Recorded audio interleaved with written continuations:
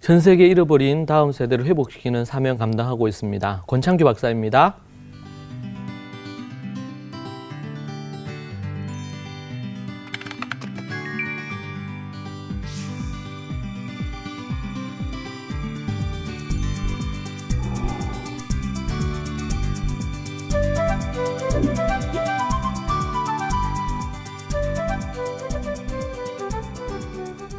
목사님, 네. 저번 시간에는 자기 주도적으로 아이를 키우는 방법을 공부했잖아요. 네네. 그럼 오늘은 어떤 주제로 또 말씀을 해주실 건가요? 오늘 다룰 주제는 책임감에 대한 부분입니다.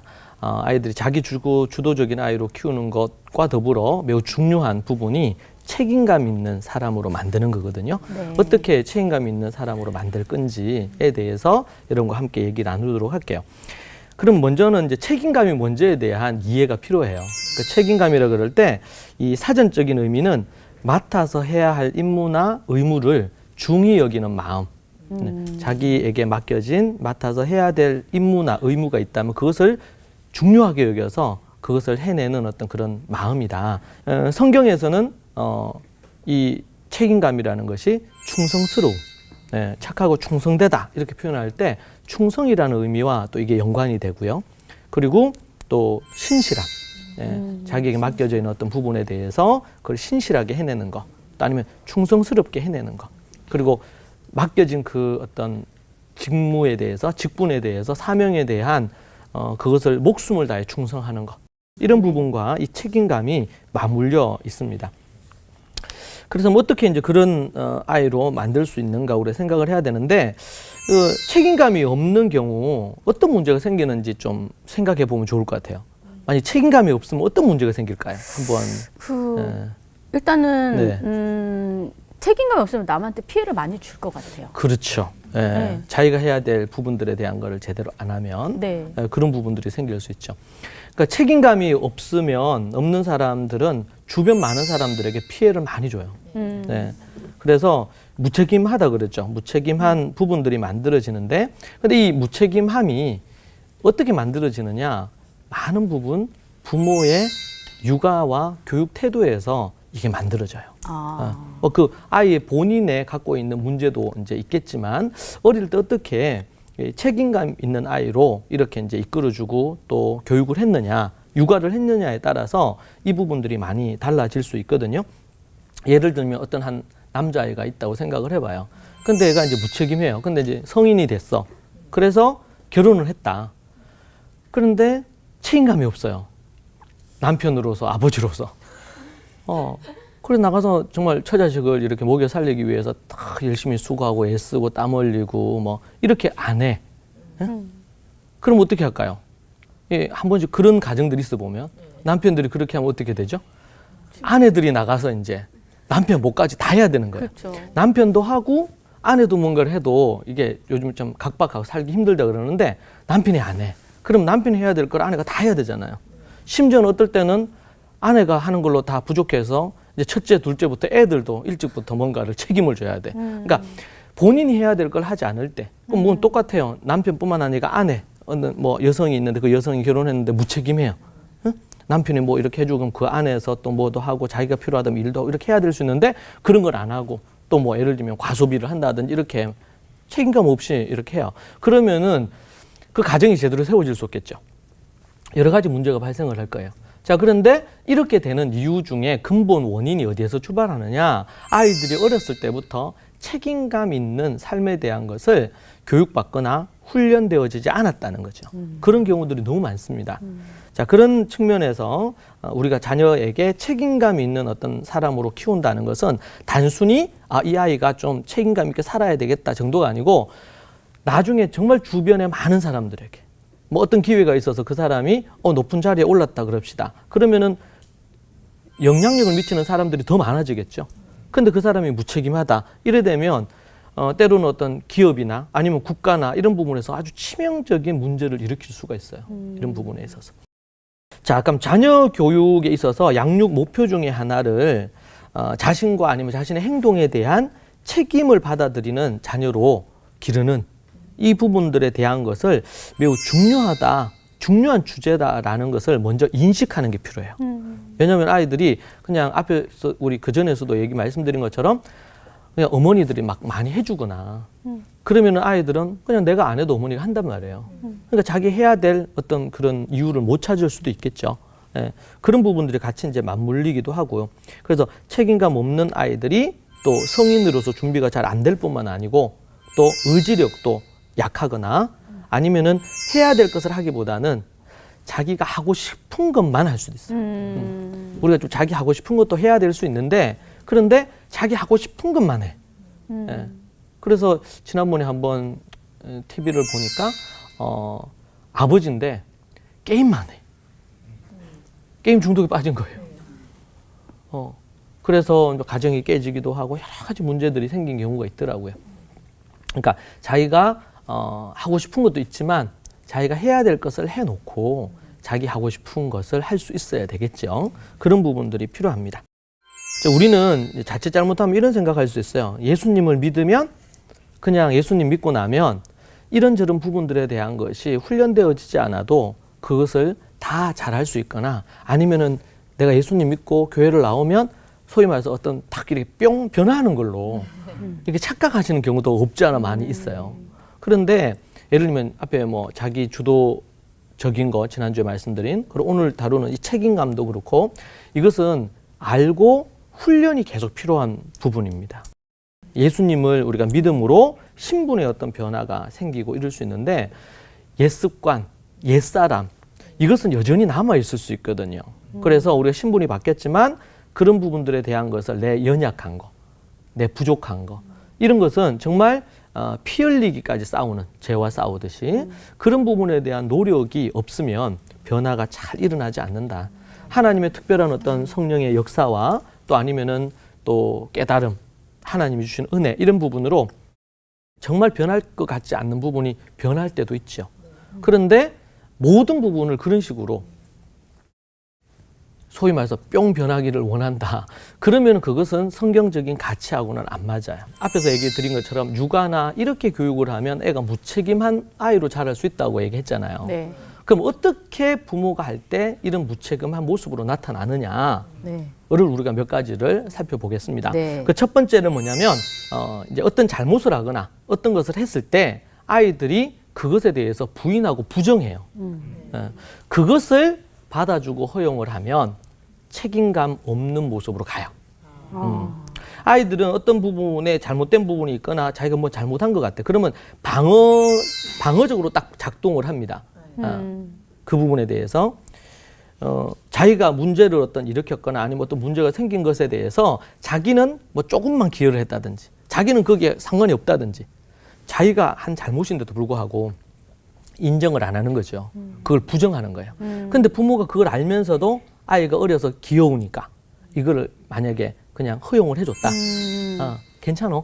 이렇게 해줬다. 그러면 그게 한 번, 두 번일 때는 어떨지 모르지만 이게 계속 반복이 되면 아이는 진짜 괜찮은 줄 알아요. 자기가 뭔가를 잘못을 했는데도 불구하고 내 탓이 절대로 아니다.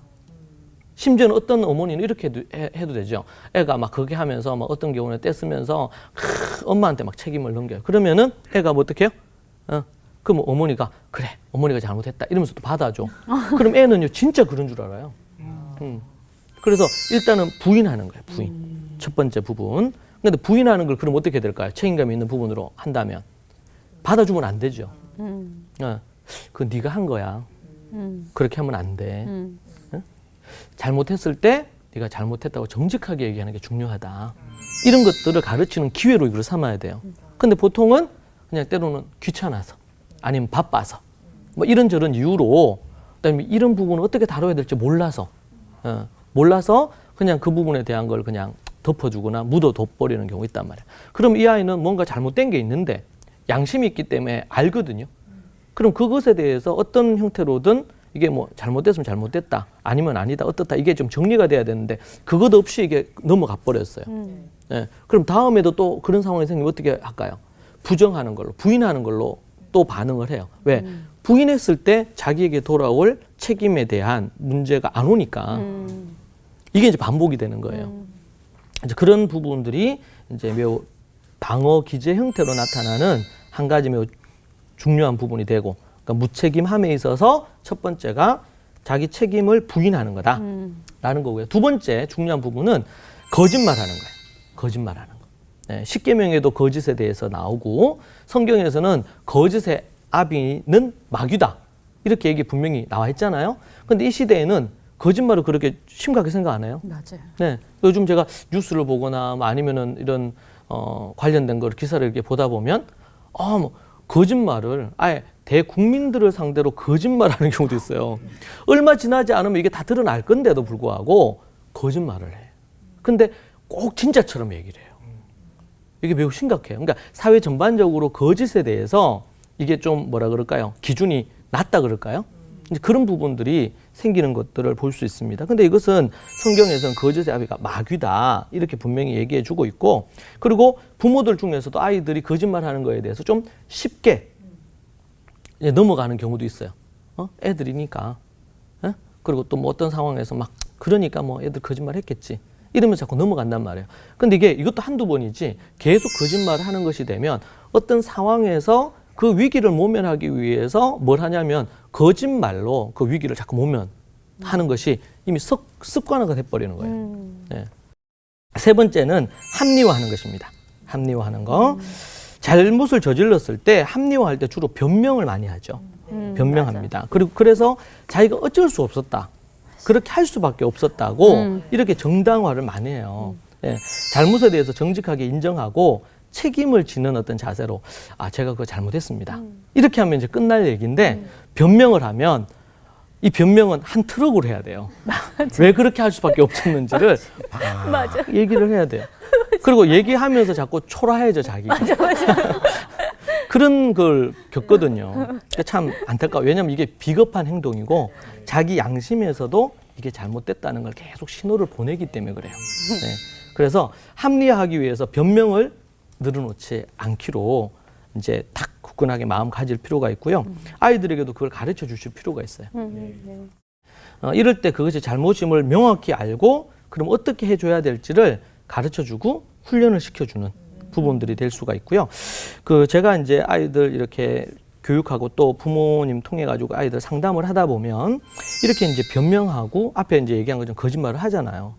부인도 하고 이렇게 이제 하다 보면 어린 아이들 또 아니면 큰 아이들도 그런데 어린 아이들이 정말 그게 사실인 걸로 받아들여요. 자기가 거짓말 한 건데 자기가 사실이라고 자기를 각인시켜요. 그래서 사실처럼 얘기해요. 그 제가 이제 어떤 경우는 어머니가 그런 거 하는 거예요. 목사님, 애가 이렇게 했는데 분명히 애가 그렇게 한 거 자기가 직접 눈으로 봤는데 애가 아니라고 하면서 거짓말을 하는데 눈물을 흘리면서 한다는 거예요. 눈물을 흘리면서. 그래서 자기가 이 어머니가 헷갈리는 거예요. 자기가 분명히 봤는데 그렇지. 애가 막 울면서 진심으로 하니까. 그러면서 이제 그런 얘기도 던지는 거죠. 어머니는 늘 자기를 안 믿어준다. 그러니까 어머니의 이제 정서까지도 이제 건드려요. 그러면 이제 과거에 그런 일이 있었겠죠, 어머니도. 그러면은 그게 딱 생각이 떠오르는 거야. 그거 하면서 이거하고 오버랩이 돼서 내가 혹시 그러니까 잘못 봤나? 그러니까 이런 어떤 형태의 부분으로도 가요. 근데 왜냐면 아이들이 이건 왜 그러냐면요. 처음에 만약에 거짓말하거나 뭐 자기 부인하거나 또 아니면 또 합리화하는 이런 변명을 한다 그럴 때 초반에 그게 아니다. 이렇게 하고 그것을 선명하게 소위 말해 클리어하게 딱 해줬어야 되는데 그렇지 않고 여기에 반복적으로 길들여진 거예요. 그러면 스스로 과거의 사건이나 어떤 일도 자기가 뭔가를 한 건데 자기가 했다고 생각을 안 하는 거예요. 그러니까 이게 나중에 이제 시간이 이게 지나면은 나중에 자기 기만에 빠지고 자기는 그렇지 않는데 이게 사실이에요. 많은 사람이 봤어요. 그러면 어떻게 할까요? 자기를 못 믿을 사람으로 여기겠죠. 시간이 지나면서는 거짓말 하는 사람으로 여길 수 있고 그러면서 자연스럽게 또 뭐로 가냐면 자기 연민으로 가요. 자기 연민으로 가면 자기를 불쌍하게 여기잖아요. 그쵸. 다른 사람들이 다 자기를 해 끼치려고 하고 해코지 한다 생각을 하는 거예요. 그럼 자기 연민에 빠져. 자기 연민에 빠져 있으면 이게 우울함으로 가요. 예. 그러니까 이게 심리적이거나 정신적인 어떤 부분으로. 그 제가 이제 만난 아이들 중에 보면 그 경계선에 있어요.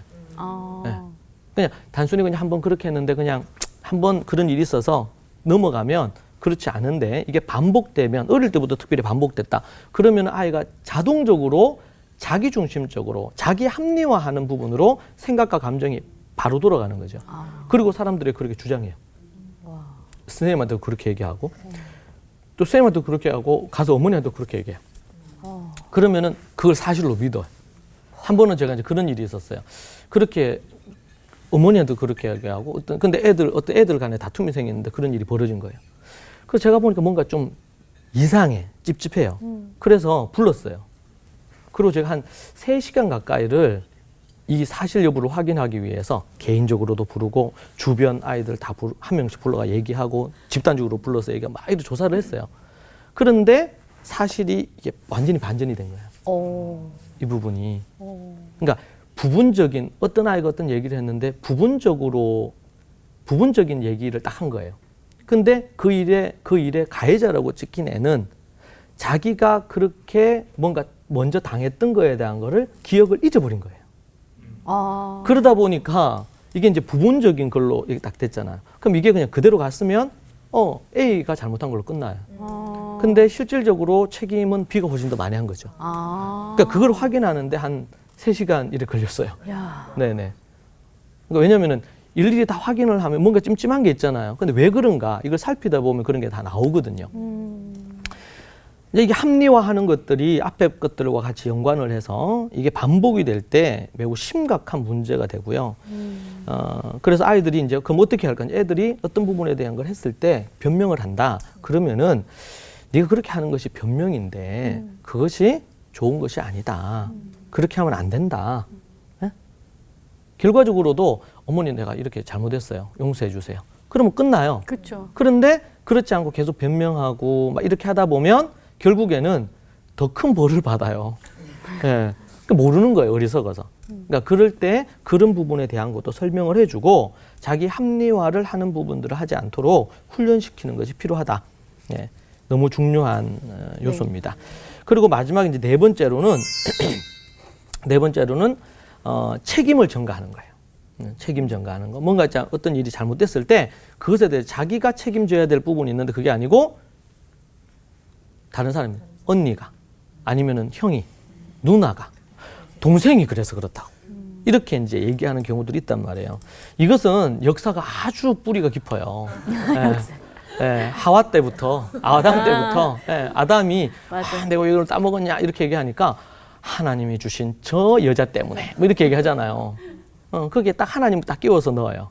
그러니까 하나님에 대해서 안 좋아 마음이. 저 여자만 안 줬으면은 내가 이런 거 안 따먹고 잘 했을 건데 이렇게 얘기하는 거죠. 네, 그런 거죠. 줄 때는 뭐 내 뼈 중에 뼈 이렇게 얘기해놓고는 그렇게 딱 변하는 거예요. 남자들이 그럴 수 있어요. 그러니까 책임을 전가하는 거죠. 아담도. 그러니까 하와도 그렇죠. 그렇게 아담이 하니까 얼마나 속상하겠어. 남편이 그렇게 해야 되니까. 뭐 그럴 때는 어떻게 제가 잘못했습니다. 제가 그 땀 먹자 할 때 그거 땀 먹지 말자 했어야 되는데 제 책임이 큽니다. 이렇게 얘기하면 아내도 보고도 되고 책임지면서 이게 되는데 책임 전가했죠. 그러니까 하와도 어떻게 해요? 자기도 질세라. 자기 질세 얘기하잖아요. 저놈의 뱀이 난 안 먹으려고 했는데 저놈의 뱀 때문에 먹었다고. 그러면 자꾸 책임을 전가하는 거예요.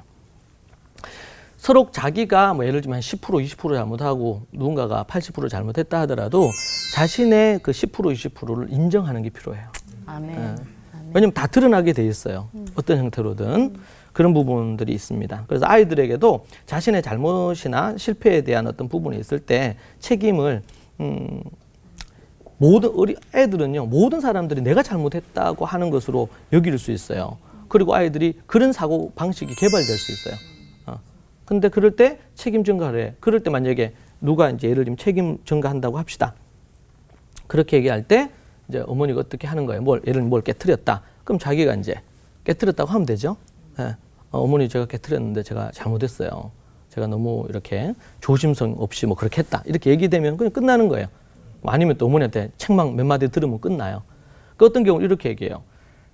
동생이 그랬다는 거예요. 동생이. 아니면은 자기는 그냥 지나갔는데 그냥 넘어졌대. 그런 얘기하는 경우 꽤 많아요, 애들, 어린 애들 같은 경우에. 예. 그렇게 얘기를 했는데 어떤 경우는 알면서도 그걸 많이 받아줬다. 그러면 다음부터 위기를 그런 식으로 책임을 누군가에게 전가하거나 사람에게 전가하거나 아니면 어떤 물건에게 전가하는 것으로 이걸 모면하려고 한단 말이에요. 그럼 어른이 돼서는 그게 없어질까요? 그렇지 않아요. 어떤 프로젝트 했는데 문제가 생겼어요. 자기가 잘못한 게 있으면 잘못한 걸 인정을 해야 되는데 그게 아니고 내 부하 직원이나 아니면 누군가에게 떠넘기려고 한단 말이에요. 그게 관계의 문제도 생기고 여러 가지 문제가 발생을 하겠죠. 이제 그런 부분들처럼. 그래서 그런 부분이 있을 때 그렇게 하면 안 된다는 걸 얘기해주고 그런 경우에는 이렇게 해야 된다고 설명을 해주고 말을 해주는 게 필요해요. 그러면은 그 부분에서 딱 끊어지겠죠. 아, 이게 소위 말해서 안 먹히는구나. 내가 이렇게 해도 이게 안 통하는구나. 그럼 그다음부터는 안 해요. 근데 이게 한번 통했잖아요. 그럼 계속 그걸 밀고 나가고 그게 반복이 됐어. 습관이 돼버렸어. 그러면은 무조건 그렇게 밀어붙이는 거예요. 그리고는 어떤 경우는 정말 울어요. 울면서 자기 왜냐면 그거는 좀 심각하게 간 거예요, 이미. 그래서 그걸 우리가 조심해야 됩니다. 그리고는 감정적으로 또 조정을 해요. 앞에서 말씀드린 것처럼 이렇게 했는데 어머니한테 안 먹혀. 그러면은 어머니가 그때 지난번에 어떻게 했는 과거 것 끄집어내요. 그러니까 어머니의 양심을 두드리는 거죠. 그래서 현재 요 문제를 피해 가려고 하는 거예요. 네. 그럴 때 결코 그 페이스에 말려들면 안 된다. 애들이 더 완전히 똑똑한 거예요? 아니면 이게 뭐예요? 명확한 애들도 많고, 야, 그리고 이제 애들이. 자기 보호를 위해서라면 어떤 수단과 방법도 다 동원을 해요. 와. 그거를 부모가 안 가르쳤는데 죄인으로 태어나서 그래. 그러니까 배우지도 않았는데. 그렇죠. 와. 죄된 그걸 갖고 있기 때문에 그렇기 때문에 그런 걸 이용을 하는 거예요. 그러니까 그럴 때 어떻게 해요? 어릴 때 그걸 딱 끊어주면 이거를 써봤자 도움되는 게 없구나. 이렇게 딱 알아야 되는데 이게 도움이 된다 싶으면 계속 가져와서 쓰고 또 개발도 시키겠죠. 더 커지겠네요. 버전 2, 버전 3를 만들어가지고 어떻게 하면은 상대가 딱 굴복하는지, 어머니가 굴복하는지, 선생님이 딱 그렇게 하는지를 한단 말이에요. 그게 처음에는 부모고 뭐 선생님한테 하지만 나중에 사회에 나와서 다른 그렇죠. 사람들한테 동일하게 전방위로 그렇게 쓸 하죠. 수 있겠네요. 결국 나중에는 자기 인생이 망하게 돼 있어요. 그러니까요. 이런 책임 전가나 이런 어떤 방어적인 부분으로 하게 되면 그래서 성경에서 어떻게든 정직함이 결국에는 아멘. 당장에는 손해 아멘. 보는 것 같아도 아멘. 그게 필요합니다. 아멘. 그래서 아이들에게 그거를 우리가 좀 잘 권면하고 가르치는 게 필요하다. 그런 아멘. 생각이 좀 듭니다. 네, 오늘도 유익하셨는지 모르겠어요. 네. 앞으로 계속 이 부분들에 대한 거 우리가 좀 계속 좀 살피도록 그렇게 하겠습니다. 오늘 경청해 주셔서 감사합니다.